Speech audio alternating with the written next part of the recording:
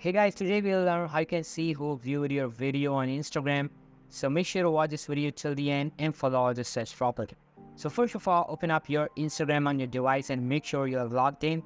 And you'll be automatically redirected to your account's homepage.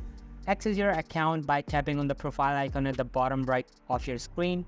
Since I don't have any video post uploaded, I'll open another person's video and show you.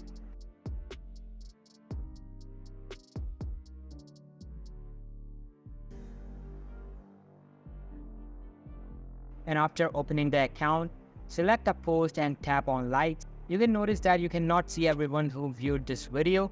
Currently, there is no such option available on Instagram that you can use to see your viewer except the one who liked. So don't waste your time behind inappropriate videos on YouTube, you will not get anything.